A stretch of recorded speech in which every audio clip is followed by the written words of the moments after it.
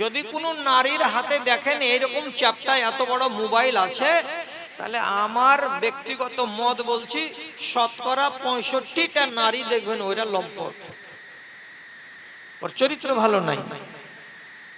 কেন নাই? এই জিনিসটা আপনার চরিত্রকে বরবাদ করার জন্য কাফি, আপনাকে ব্যভিচারী বানাবার জন্য কাফি, আপনাকে মদখোর বানাবার জন্য কাফি, আপনার আখলাকটাকে নিচে নামাবার জন্য কাফি। কে? তো এই মোবাইল। শুধু নেট আপলোড করুন, নেটকে তাতে চালু করুন, তারপরে বাড়িতে বসে বসে সিনেমা দেখবেন, তা পাওয়া যাবে। ন্যাংটা নাচ দেখবেন, তা পাওয়া যাবে।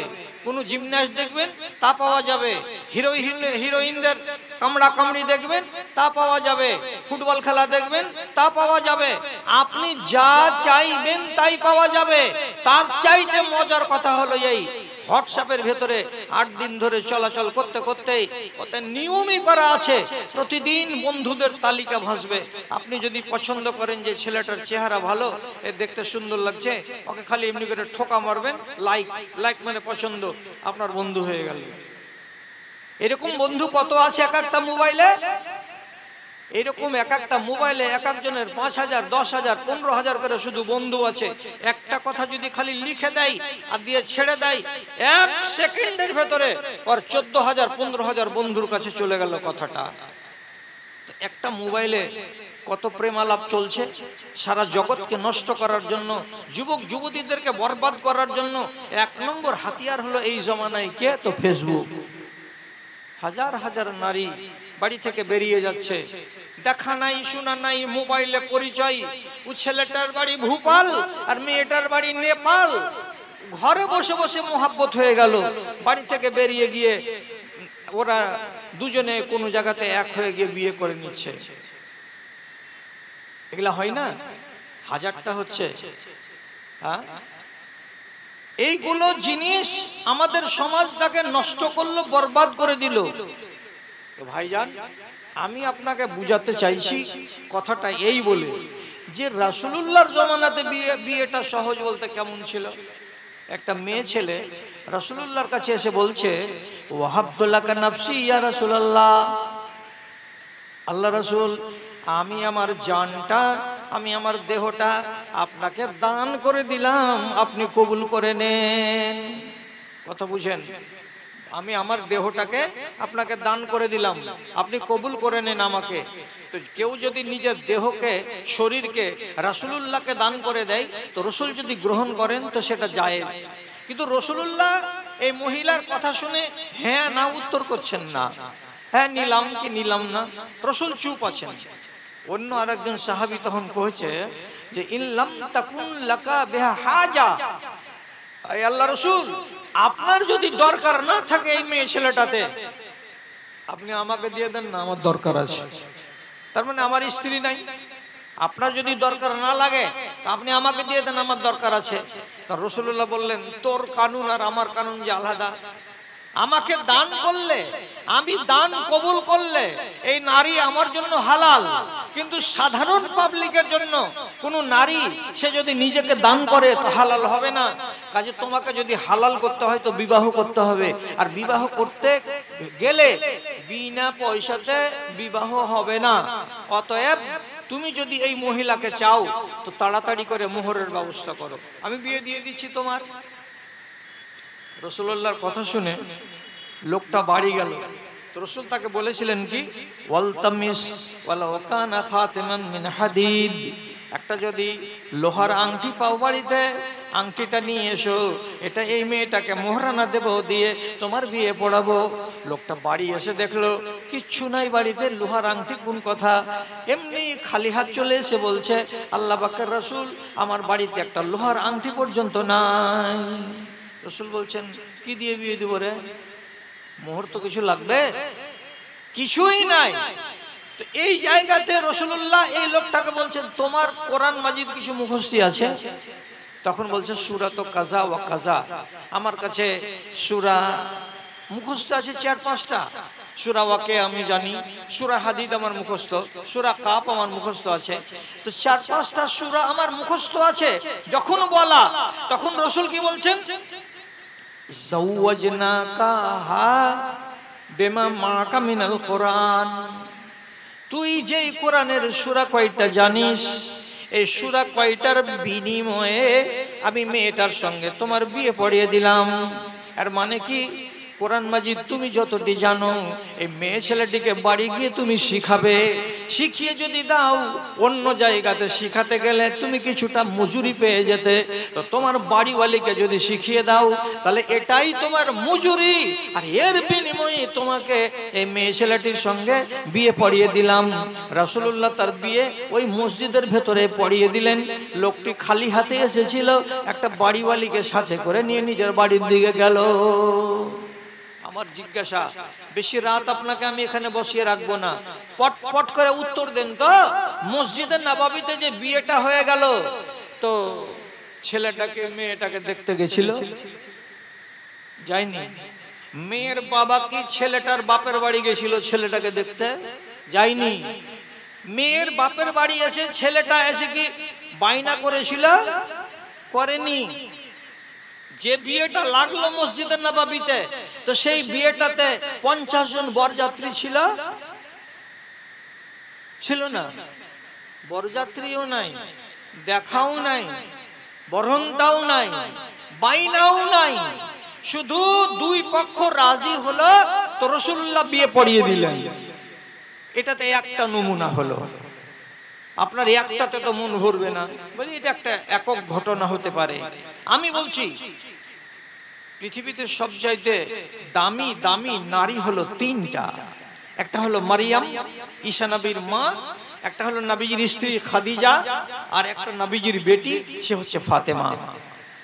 এই তিনটা নারীর কথা রাসূলুল্লাহ নিজের পাক জবান থেকে উচ্চারণ করেছেন। একটা নারীর কথা বলছি, অর্থাৎ হযরতে ফাতেমা। তিনি কেমন মর্যাদার মহিলা, তো রাসূলুল্লাহ বলছেন আমার বেটি ফাতেমা সাইয়্যিদাতুন নিসায়ে আহলিল জান্নাতে, জান্নাতে কোটি কোটি মহিলা জান্নাতি হবে, সমস্ত জান্নাতি মেয়েদের মালকিন হবে আমার বেটি ফাতেমা। তাহলে কত বড় ইজ্জতের মেয়ে এটা। এই ফাতেমার বয়স যেদিন 15 বছর, সেদিন রাসূলুল্লাহ বিয়ে লাগালেন কার সাথে? আলী রাদিয়াল্লাহু তাআলা আনহুর সাথে। আলীটাকে চাচাতো ভাই, আবু তালেবের বেটা। 8 বছর বয়সে ঈমান এনেছে, রাসূলুল্লাহর সাথে হয়েছে। 13 বছর মক্কাতে থেকে তারপরে হিজরত করে এসেছে মদিনা। তাহলে 8 বছর বয়সে আর 13 বছর মদিনাতে, কত হলো? 21 বছর হলো। আর মদিনা হিজরত করে দ্বিতীয় বছর, এর মানে কি হলো? 22 বছর বয়সে রাসূলুল্লাহ হযরত আলীকে বলছেন, আলী তোমাকে আমি আরো কাছে করব। কাছে হবা? কেমন কাছে করবেন? আমি তো আপনার চাচাতো ভাই, তো কাছের মানুষ। আমি তো আপনার বন্ধু, কাছের মানুষ। আর কি কাছে? রাসূল বলছেন আমার মেয়ে ফাতেমার তোমার সঙ্গে বিয়ে লাগাবো, তোমাকে জামাই বানাবো। জামাই বানাতে গেলে তিনটা রিশতা তোমার সঙ্গে আমার জুড়ে যাবে। তুমি হবে আমার চাচাতো ভাই, তুমি হবে আমার বন্ধু, এবং শেষের বেলায় তুমি হবে আমার জামাই বাবু। এই জন্য আমি বলছি আমি তোমাকে কাছে করতে চাই, তুমি রাজি আছো না রাজি নও? হযরত আলী বলছেন আপনি যেটাতে খুশি আমি সেটাতে খুশি। যখন রাসূলুল্লাহ তার রেজামন্দি পেলেন, তখন মনে মনে স্থির করে রেখেছেন যে আলীর সঙ্গে আমার বেটি ফাতেমার বিয়ে পড়াবো। একদিন মসজিদে নববীতে হঠাৎ বসে আছেন রাসূলুল্লাহর ডান দিকে আবু বকর সিদ্দিক, আর বাম দিকে বসে আছেন হযরতে উমর, আর মসজিদে ঘোরাঘুরি করছে রাসূলুল্লাহর একটা খাদেম। এমন সময় রাসূল বাইরে হেঁটে বেড়াচ্ছিলেন। আলীকে আওয়াজ দিয়ে বলছেন, আলী এদিকে এসো। আলী এদিকে এলো, অর্থাৎ রাসূলুল্লাহ যেখানে বসেছিলেন সেখানে এলো। ওকে বলে বসো। এবার রাসূলুল্লাহ এইখানে ডেকে সামনে বসিয়ে তিনি নিজের মেয়ের বিবাহ আলীর সঙ্গে পড়িয়ে দিলেন। বিয়ে হয়ে গেল। কোথায় হলো? তো মসজিদে হলো। মোহর আলোচনা হলো না, কত টাকা হলো আলোচনা হলো না, ধার্য হলো না, বিয়ে পড়িয়ে দিলেন রাসূলুল্লাহ। এবার 15 দিন পরে হযরত আলী নিজের শ্বশুরকে বলছেন, একদম সহিহ হাদিস, কি বলছেন?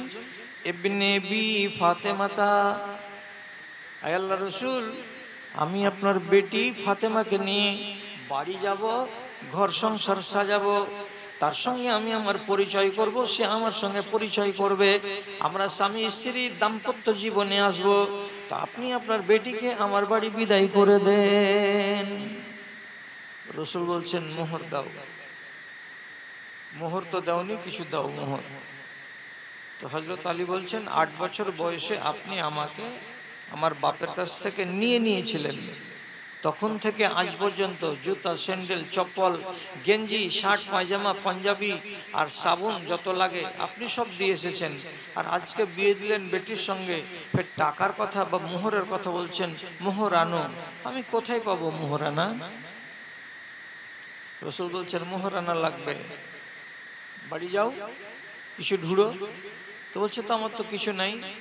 তখন রাসূলুল্লাহ বলছেন আতেনি হা আল হুতাইমিয়াতা, আলী তোমার একটা জেরা আছে, লোহার জাল জাল জাল জাল তৈরি করা, একটা সুতোর মতো পাতলা পাতলা তার দিয়ে জামা তৈরি করা হয়, যেটা গায়ে দিয়ে মিলিটারিরা যুদ্ধের ময়দানে নামে, যাতে কেউ তরবারি মারতে গেলে গায়ে কেটে না বসে যায়। এই অস্ত্রটার নাম হলো জেরা। রাসূল বলছেন তোমার কাছে একটা জেরা আছে, জেরাটার নাম হলো হুতাইমি জেরা। এই জেরাটা যদি বাজারে বিক্রি করা যায় 10 থেকে 15 দিরহাম হবে। তো 10 থেকে 15 দিরহাম হতে গেলে একটা তো মূল্য হলো, অন্য কিছুই যদি না পাও তো বাড়ি যাও, আর বাড়ি গিয়ে তোমার জেরাটাকে হাতে করে আনো, আর এনে আমার বেটিকে দাও, যে এটা তোমাকে মোহরানা দিলাম। বাড়ি গেল, 2.5-3 কেজি ওজনের লোহার তৈরি জেরা হাতে করে নিয়ে রাসূলুল্লাহর কাছে এনে বলছেন এইটা আপনার মেয়েকে দিলাম মোহরানা। রাসূল বাড়ির ভিতরে গেলেন, আর যাওয়ার পরে বেটি ফাতেমাকে বলছেন বেটি, জামাই খুব গরিব মানুষ, রাগঝাল করিও না, এই জেরাটা 10-15 দিরহাম যার মূল্য, এই মূল্যটাই হলো তোমার মোহরানা, এটাকে রাখো আর মোহর হিসাবে কবুল করো এবং জামাই বাবুর সাথে তার বাড়ি চলে যাও। রাসূলের বেটি বিদায় হয়ে গেল। জান্নাতের মালকিন সরদারনি ফাতেমার মতো মেয়ে, তার বিয়েতে কয়টা বরযাত্রী গেল মুখে উচ্চারণ করেন। আলী কতটি লোক নিয়ে গেছিলেন বরযাত্রী? মদিনার মসজিদে যে বিয়ে হয়ে গেল, তো ডানে কে ছিলেন? তো আবু বকর, বামে কে ছিলেন? তো হযরত উমর। ঘুরে বেড়াচ্ছিলেন আশেপাশে কে? তো রাসূলের গোলাম। আর রাসূলুল্লাহ তো হলেন মেয়ের বাবা, আর হযরত আলী তো হলেন জামাই বাবু। তাহলে এই 5টা লোকের মৌজুদগিতে বিয়ে হয়ে গেল কার? জান্নাতি মহিলাদের সরদার নীর। আর আপনার বেটা কোন কাস্টম অফিসে চাকরি করে, হ্যাঁ, যে তার বিয়েতে 4খান বোলেরো গাড়ি আর 1খানা বোলেরো গাড়ি ফুল দিয়ে সাজানো, এখান থেকে গাড়িটাকে নিয়ে রওনা হলো কোথায়? বলছে যে যাচ্ছি আমরা গোসাইপুর, ওখানে আমাদের বিয়ে ঠিক হয়েছে। এক একটা গাড়ির ভাড়া হলো 4000 টাকা করে, তো 5খানা গাড়িতে 4-5 20,000, আর ড্রেসিং করার চার্জ হলো 5000, 25,000 টাকা পান্তে ফেলে আসলো কে? এই বুড়া মুসলমানের বাচ্চা, যেই মুসলমানের বাচ্চা বছরে 52টা করে জুমার খুতবা শুনে, আর বছরে 4টা করে জালসা শুনে, আর বরযাত্রী যাওয়া হারাম বলে ওলামায়ে দ্বীন বলে থাকে, তা শুনে শোনার পরে এই অন্যায় কাজটা করে। তাহলে তুমি মক্কার মুশরিক থেকে কোনখানে ভালো হে? 20 শতাব্দীর মুসলিম মোরা, 20 শতাব্দীর মুসলিম মোরা, মোদের স্বরূপিয়ে ধর্মের টানে জনজাগরণে আমাদের সাড়া নেই গো, আমাদের সাড়া নেই। আমাদের মাঝে কোরআন রয়েছে, হাদিস রয়েছে, তাও আমাদের মাঝে কোরআন রয়েছে, হাদিস রয়েছে, তাও আলেম বকিছে দিন দিন করে, মুমিন দেখিতে পাও রে, মুমিন দেখিতে পাও। কোথায় কোথায় পাওয়া যাবে? রাসূলুল্লাহ বলছেন ইন্না আযমান নিকাহে বারকাতান আইসারহু মুউনাতান। ওই বিবাহতে সবথেকে বেশি বরকত দেওয়া হয় যে বিবাহতে খরচ কম করা হয়। যত কম খরচ করবে তোমার বিবাহে তত বরকত হবে। আর আপনি আর আমি কি করছি? টাকা হয়েছে আজকাল শেরশাবাদী কওমের হাতে, টাকাকে বরবাদ করার জন্য যখন বেটির বিয়ে লাগলো বেটার বিয়ে লাগলো, গলিতে বিশাল বড় করে প্যান্ডেল বানালাম, ডেকোরেশন করলাম, চেয়ার লাগালাম, টেবিল লাগালাম, আর রাতের বেলায় ডিজে বাজালাম, সারা রাত নাটক চললো, আর সারা রাত গান বাজনা করলো, নাচ আর নাচানাচি করে সারা রাত কাটালো, আনন্দ আর আনন্দ। সকালবেলায় 5খানা বোলেরো গাড়ি নিয়ে বিয়েতে গেলাম, বরযাত্রী নিয়ে গেলাম, ওইখানে শ্বশুর বাড়িতে গিয়ে তাদের সম্পত্তিকে লুটপাট করে খেয়ে এলাম। আর একদিন পরে নিজের বাপের বাড়িতে আবার এখানে গরু জবে করে 250, 300, 400 লোককে খাওয়ালাম। আর খাওয়াবার পরে প্রত্যেকের পকেটে হাত ভরে দিয়ে 200, 400, 500 টাকা করে পকেট মারিও করে নিলাম। এগুলো কারা করছে? তো শেরশাবাদের বাচ্চারা। তোমাদের ইমানকে ব্যাঙে ছেটে নিয়েছে। যতই বুঝাবো, যতই বুঝানো যাক, এরা কেউ সোজা পথে আসবে না। আফসোস লাগে যে ওই আমি যে গোড়াতে একটা কথা বলছিলাম যে চেরাকটাকে হাতে করে বা লাইটটাকে হাতে করে দেখো তো গায়ে গায়ে খুঁজে বেড়িয়ে যে কোরআনের দেশ কোথায় পাওয়া যায়। কোরআনের দেশ মানে কি? যে দেশের লোকেরা কোরআন মেনে জিন্দগি কাটে। মাঠ আর ঘাট বলে নেই কোনো ভেদাভেদ, অপরাধ চারিদিকে করে থই থই, প্রদীপটি হাতে নিয়ে খুঁজি আমি দাঁড়ে দাঁড়ে, হায় রে কোরআনের দুনিয়াটা কই, ইমানের দুনিয়াটা কই। খুঁজে বেড়াচ্ছি কোরআনের দুনিয়া, খুঁজে বেড়াচ্ছি ইমানের দুনিয়া। কোথায় পাবেন ইমানের দুনিয়া আর কোরআনের দুনিয়া? যারা কোরআন মানি বলে তো তাদের তো দাবিটা মুখে, এরা শুধু নামের মুসলমান, এরা কাজের মুসলমান কি? আপনাদের কোয়ালিটি আল্লাহ তাআলা কোরআনে করেছেন 3 রকম। সূরা আরাফে মুসলমানদের কোয়ালিটি আল্লাহ করেছেন কয় রকম? 3 রকম। কেমন কেমন 3 রকম? সুম্মা ওরাসনাল কিতাবাল্লাযিনা ইসতাফাইনা মিন ইবাদিনা ফামিনহুম যালিমুন লিনাফসিহি ওয়া মিনহুম মুকতাসিদ ওয়া মিনহুম সাবিকুন বিল খায়রাতি বিইজনিল্লাহ। একগুলো মুসলমান হলো নিজের নফসের উপরে জুলুমকারী।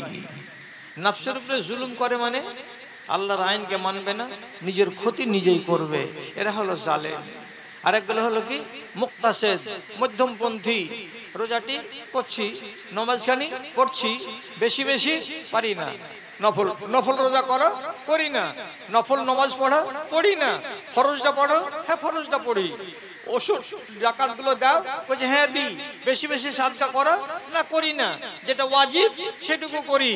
তাহলে বেশি করে না, পাপও করে না, তো যেটি ফরজ সেইটিকে মানে নফল করতে পারে না। রাতের নামাজ পড়ি না, মসজিদে ঢুকা নামাজ পড়ি না, বাস নামাজ পড়ি না। তাহলে নফল নামাজ বেশি বেশি ইবাদত করার ক্ষমতা আমার ভেতরে নেই। বাকি হারাম কাজ আমি করি না, আর যেটা আল্লাহ ফরজ করেছে সেটিকে আমি ছাড়ি না। এটাকে আল্লাহ তাআলা কি বলছেন? মুকতাসিদ। এরা হলো মধ্যমপন্থী। আর 3 নম্বরে আল্লাহ তাআলা বলছেন কি? সাবিকুন বিল খায়রাতি বিইজনিল্লাহ। শুধু আল্লাহর পথে যারা দৌড়ে বেড়াই, কোথায় গেলে ভালো পাবো, কি করলে ভালো হবে, কোন কাজ করতে গেলে নেকি বেশি পাবো, কোনটা দোয়া বলতে গেলে আমার বেশি ফজিলত আমার হাসিল করা হবে, এই রকম করে একগুলো মানুষ দৌড়ে বেড়াই। ফরজ রোজা কয়টা? তো রমজানে 30টা। তারপরে কোন রোজা আছে খুঁজে বেড়াই। সওয়ালের রোজা হলো 6টা, করবো জি মৌলভী সাহেব। ওকে যদি বলা যায় আশুরার রোজা আছে 2টা, করবো জি মৌলভী সাহেব। ওকে যদি বলা যায় আরাফার রোজা আছে 1টা, বলছে ছাড়বো না মৌলভী সাহেব, ওটাও করবো। ওকে যদি বলা যায় 20-এর রোজা, 13 তারিখ, 14 তারিখ, 15 তারিখ চাঁদের 3 দিন রোজা করা বড্ড ফজিলতের, তখন সে বলবে ওটাকেও ছাড়বো না মৌলভী সাহেব, ওটাকেও করব। আবার ওকে যদি বলা যায় রাসূলুল্লাহ প্রত্যেক সোমবারের দিন এবং বৃহস্পতিবারের দিন রোজা রাখতেন, তাহলে শুনতে পেলে বলবে ওটাও করব। এই রকম করে যারা মানসিকতা রাখে, ফরজ নামাজ আদায় করে, আর তারপরে রাতের বেলায় তাহাজ্জুদ পড়ে, আবার সকাল বেলায় কি করে? মাস নামাজ পড়ে। এই রকম কিছু মানুষ আছে যারা বেশি বেশি করে ইবাদত করে, তাদের কথা আল্লাহ তাআলা বলছেন এরা হলো হাই কোয়ালিটির মুসলমান। তাহলে 3 কোয়ালিটি হলো মুসলমানের। এর পরিণাম কি হবে ভালো করে শুনেন। যারা হলো মুসলমান 1 নম্বর কোয়ালিটির, তার মানে কি? জালিমুল লিনাফসিহি, কখনো কখনো নিজের নফসের উপরে যারা জুলুম করে, তার মানে কি নামাজ পড়ে তাল পেতে গেলে মদও খায়। যারা নামাজ রোজা করে আর যদি তাল পেয়ে যায় তো পরের মেয়ের সঙ্গে সম্পর্ক কায়েম করে নেয়। এইরকম যারা দুগ্গি তিগ্গি করে মুসলমান আছে, এরা হলো কেবলমাত্র মুসলমান।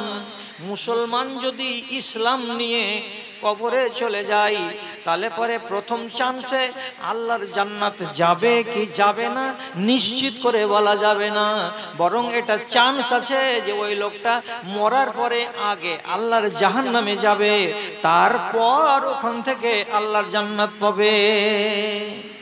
বাকি দুই কোয়ালিটি মুমিনিন আর মুহসিনিন, এরা দুই কোয়ালিটি মরে গেলে আল্লাহ তাআলা এক চান্সে তাদেরকে জান্নাত দেবেন।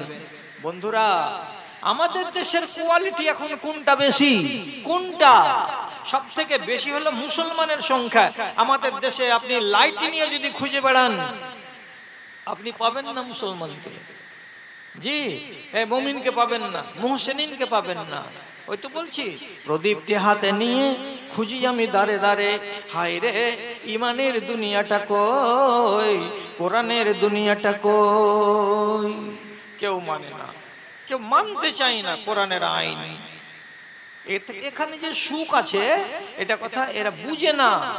আপনি বলুন, আরব দেশে চুরি হয়, কোন একজন হাজি গাজিকে জিজ্ঞেস করবেন তো, যখনই আজান পড়ছে কাবাতে, যেমনি আল্লাহু আকবার আল্লাহু আকবার, আজান পড়ার সাথে সাথে মক্কাতে এত বিশাল বড় বাজার, আর মদিনা মসজিদের চারিদিকে এত বিশাল বড় বাজার, এক একটা সোনার দোকানে কোটি কোটি টাকার সোনা, হার আর চেন আর পলা আর ইয়াররিং ঢেরই লাগানো আছে। অথচ এত কোটি কোটি ডলার আর কোটি কোটি টাকার সোনার দোকানদার কি করছে? যেমনি আজান পড়ছে, একটা লম্বা চাদর কিনাই আছে আগে থেকে, এই খুঁটি থেকে নিয়ে ওই খুঁটি পর্যন্ত টেনে দিল আর রেখে দিল, যে নামাজ পড়তে চলে গেল। আমাদের দেশের চোর কহিলে, ওহ শালা কত জুত ছিল হে, কত জুত ছিল হে। খালি একখানা হার যদি টেনে নি তো 15 গ্রামের হার দাম কত হয়ে যাবে? লাখ টাকা। তাহলে তো খুব সোজা।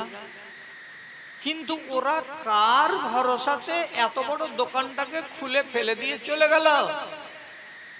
কোটি কোটি টাকার কাপড় আছে কাপড়ের দোকানে, শাটার লাগাই না, এমনি চাদর টেঙে দিল, না সুতা টাঙিয়ে দিল, চলে গেল। ঘড়ির দোকান, রেডিওর দোকান, টিভির দোকান, এলসিডির দোকান, কম্পিউটারের দোকান, কোটি কোটি টাকার মাল। আজান পড়ে যাচ্ছে, কেউ বন্ধ করে না, একটা ওই চাদর টাঙিয়ে দিল, চলে গেল মসজিদে। মসজিদে গিয়ে নামাজ পড়ছে। আপনি তো মনে মনে বলছেন একটা কথা, এদের দোকানগুলোকে কে হেফাজত করে, কে যোগায়? এর জব কি হবে? এর জব হলো একটাই, এই মুসলমানগুলো আল্লাহ রাব্বুল আলামিনের দ্বীনের হেফাজত করে, এই মুসলমানগুলো আল্লাহর কোরআনের হেফাজত করে। এই জন্য রব্বুল আলামিন বলছেন, তোমরা যদি আমার দ্বীনের হেফাজত করো, আমি তোমাদের দুনিয়ার হেফাজত করে দেব। হিসাব মিলা গেল। এরা আল্লাহর দ্বীনের হেফাজত করছে, আল্লাহ তাআলা ওদের দুনিয়ার হেফাজত করছেন। কেমন করে? এখানে কোরআনের দেশ, এটা হলো ঈমানের দেশ, এখানে কোনো মানুষ চুরি করবে না। তোমরা আল্লাহর ভরসায় ফেলে দিয়ে চলে গেছো কাবার বারান্দায়, ওখানে তোমরা নামাজ পড়ছো। আমি আল্লাহ তোমাদের কথা দিয়েছি, ইন তানসুরুল্লাহ ইয়ানসুরকুম, তোমরা যদি আল্লাহর মদদ করো আল্লাহ তোমাদের মদদ করবেন। তোমরা আমার মদদ করলে কি করে? আজান যখন পড়লো সব দৌড়ে চলে গেলে মসজিদে, এটা তোমরা আমার মদদ করেছো, অতএব আমি তোমাদের মদদ করলাম। এই করে তোমাদের দোকানে যেন চুরি না হয় সেই কানুন দিয়ে আমি তোমার দেশটাকে শান্তির দেশ বানিয়ে রেখেছি। জি হ্যাঁ, এক পক্ষে হয় না, দুপক্ষ থেকে হয়। তো তারা সুখে আছে আল্লাহকে ধরে, আল্লাহর বিধানটাকে মেনে, আর আমি আল্লাহর বিধানকে বুড়ো আঙুল দেখিয়ে কি করেছি? নিজের সর্বনাশ নিজে করে নিয়েছি। নজরুল কবি বলেছিলেন বহুদিন আগে, এই নকশাটাকে উনি এঁকেছিলেন তো বড় মিষ্টি করে এঁকেছিলেন। তিনি কি বলছেন? খোদায়ে পাইয়া বিশ্ব বিজয়ী ছিল একদিন যারা, খোদায়ে পাইয়া বিশ্ব বিজয়ী ছিল একদিন যারা, খোদায়ে হারায়ে ভীত পরাজিত আজ দুনিয়ায় তারা, আজ দুনিয়ায় তারা। সে যুগের মানুষ আল্লাহ তাআলাকে উঠতে বসতে দিনে আর রাতে সব সময় আঁকড়ে ধরে থেকেছিল বলে তারা দুনিয়ার এই মাথা থেকে ওই মাথাকে জয় করতে পেরেছিল, তারা নিজের রাজত্ব কায়েম করতে পেরেছিল। আর তাদেরই বেটারা আর পোতারা আজ ১৫০০ বছর পরে ওই আল্লাহকে ছেড়ে দিয়ে এরা জালিল হয়ে গেছে, এরা লাঞ্ছিত হয়ে গেছে, এরা খার হয়ে গেছে, এদের ইজ্জত বলে দুনিয়াতে আর কিছু নাই। খোদার সাথে যুক্ত সদাই ছিল যাহাদের মন, খোদার সাথে যুক্ত সদাই ছিল যাহাদের মন, দুঃখে রোগে শোকে অটল যাহারা থাকিত সর্বক্ষণ। এসে শয়তান ভোগ বিলাসের কাড়িয়া নিয়েছে ঈমান তাদের, এসে শয়তান ভোগ বিলাসের কাড়িয়া নিয়েছে ঈমান তাদের। খোদায়ে হারায়ে মুসলিম আজ হয়েছে সর্বহারা, খোদায়ে হারায়ে মুসলিম আজ হয়েছে সর্বহারা। খোদায়ে পাইয়া বিশ্ব বিজয়ী ছিল একদিন যারা, খোদায়ে হারায়ে ভীত পরাজিত আজ দুনিয়ায় তারা, আজ দুনিয়ায় তারা। যতক্ষণ পর্যন্ত একটা লোক আল্লাহ এবং আল্লাহ রসুলের সবটি ফরমানকে না মানতে পারবে ততক্ষণ তাকে মুমিন বলা যাবে না, তাকে মুসলমান বলা যাবে। আমি বলি না কথাটা, আল্লাহর কোরআন বলছে আগেকার যুগের লোক বুধবারের দিন কলমা পড়লো মুসলমান হয়ে গেল, তো বৃহস্পতিবারের দিন গল্প করে আর বলে আমরা মুমিন হয়ে গেছি, জি আমরা মুমিন হয়ে গেছি। কিবারে কলমা পড়েছে? বুধবার। দিন কয়টা গত হলো? বৃহস্পতিবার। আর বলছে শুক্রবারের দিন, একদিন পরই বলছে আমরা মুমিন হয়ে গেছি। রাসূলুল্লাহ আল্লাহ তাআলা বলছেন এই রাসূল এরাকে মানা করো, এরা 3 দিন আগে কলমা পড়েছে আর পড়ে এখন বলছে 3 দিনের হতে না হতেই যে আমরা মুমিন হয়ে গেছি। এটা হয়? কালাতিল আরাবু আমান্না কুল্লাম তুমিনু ওয়ালাকিন কুলু আসলামনা। আল্লাহ তাআলা বলছেন এ আরবের লোকেরা, দেহাতি লোকেরা, তোমরা 3 দিন আগে কলমা পড়ে মুসলমান হয়েছো আর 3 দিন পরে তোমরা নিজেদেরকে বলছো যে আমরা মুমিন হয়ে গেছি। মুমিন হওয়া এত সহজ নয়। বলো যে মুসলমান হয়েছি। মুসলমান মুমিন কবে হবো? তো বলছে ইন তুতিউল্লাহ ওয়া রাসূলাহু লা ইয়ালাকুম মিন আমালিকুম শাইয়া। তোমরা যদি তোমাদের জীবনে আল্লাহর সবকটি বিধানকে মেনে নাও এবং রাসূলুল্লাহর সবকটি আদেশকে মেনে নাও তাহলে পরে তোমাদেরকে মুমিন বলা যাবে। আর আল্লাহর এবং আল্লাহর রাসূলের আদেশকে সবটিকে যদি মানতে না পারো তাহলে তোমাদেরকে মুমিন বলা যাবে না, মুমিন বলা যাবে না। কি থাকবে? মুসলমানই থাকবে। আল্লাহর আর আল্লাহর রাসূলের সবটি বিধানকে মানতে হবে, তাহলে না আমি মুমিন। আল্লাহ বলেছেন মদ ছাড়ো, নেশা জাতীয় দ্রব্য ছেড়ে দিতে হবে, এটা আল্লাহর হুকুম। ব্যভিচারের কাছে যেও না, আল্লাহর হুকুম মেনে নাও তাহলে মুমিন হতে পারবে। রাসূলুল্লাহর যেগুলো হুকুম এগুলো আলাদা, এগুলো হলো রাসূলুল্লাহর সুন্নতি হুকুম, এটাকে আপনি যদি না মানেন হতে পারবেন না। রসুলের একটা ফরমান আছে কি 20 মণ ধান হলে 1 মণ ধান আল্লাহকে দিতে হবে। এ কথাটা যদি আজকের মুসলমানকে বলি তো মুসলমানের মুখ এতটা ফুলে মোটা হবে দেখে মনে হবে যে ডাহিন গালে একটা পাউরুটি আছে, বাম গালে একটা পাউরুটি আছে। মানতে পারবে? 20 মণে 1 মণ ধান আল্লাহ, এ কথাটা কোনো মুসলমান মানে না। না আমাদের দেশের এই বিশনপুর আর ভাদু আর কারবোনা আর কাঞ্চননগর আর এই দেশের ওই দেশের কোনো গ্রামের লোক মানে না, আপনার দেশের এই কোনো মুসলমান গ্রামের লোকেরা মানে। 20 মণে 1 মণ 100 মণ ধান হয়ে যেত তাহলে 5 মণ ধান আল্লাহকে দিয়ে দাও। ওটা আছে খালি বাপের বাপতি মগের মুলুক, কেউ মানে না। তুমি না মানলে ক্ষতিটা কার?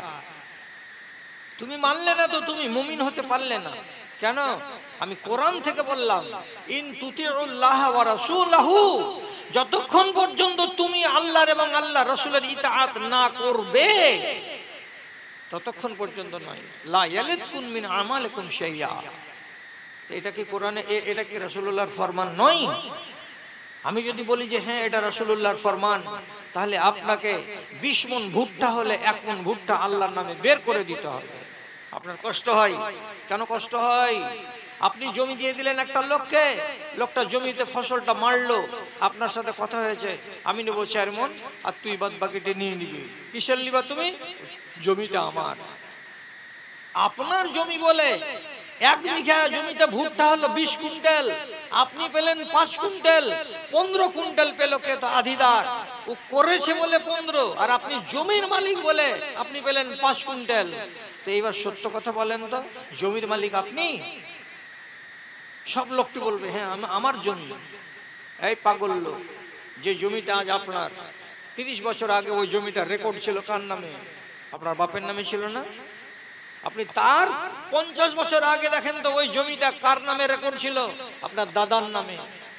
দাদার জমি ছিল, রেকর্ড কেটে গেল, বাপের হয়ে গেল, বাপ মরে গেল, রেকর্ড কেটে আপনি নিজের নামে করে নিলেন। আপনি কবরে যেয়ে দেখেন 15 দিনের মাথায় আপনার ছেলেদের নামে রেকর্ড হয়ে যাবে। কোন মুখে বলছি জমি আমার?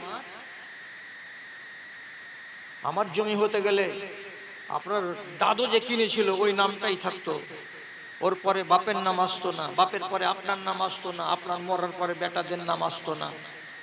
জমি আমার, তো যে কিনেছিল সর্বপ্রথম তারই থাকতো। আমার বলছি, আমার বলা কত বড় ভুল। এই গত বছর বন্যার সময় ফারাক্কা শমশেরগঞ্জ থানায় 28খানা 29খানা গ্রাম কেটে কেটে গঙ্গাতে পড়ে গেল। কেটে কেটে কেটে কেটে পড়ে গেল, গঙ্গার বুকে চলে গেল পড়ে। হাই হাই করে বুক চাপড়াচ্ছে লোকেরা, বড় বড় বাড়ি গঙ্গাতে পড়ে যাচ্ছে। ওরা তো বলছিল যে এটা আমার ডিহি, এটা আমার বাড়ি, এটা আমার ভিটা। তুমি যে আমার বলছো, তো আমার জমিটা গঙ্গায় চলে গেল, তো তুমি কিছু করতে পারলে না কেন? বলো আমার জমি। আল্লাহ তাআলা বলছেন ইন্নাল আরজা লিল্লাহি ইয়ারসুহা মান ইয়াশাউ মিন ইবাদি। জমিন হলো আমার, আমি আমার বান্দাদের মধ্যে থেকে যাকে চাই তাকে দান করি, যাকে চাই তাকে 30 বিঘা দিই, যাকে চাই 5 বিঘা দিই, আর যাকে আমার মন লাগে পিডাব্লিউর মাটিতে ওকে রেখে দিই।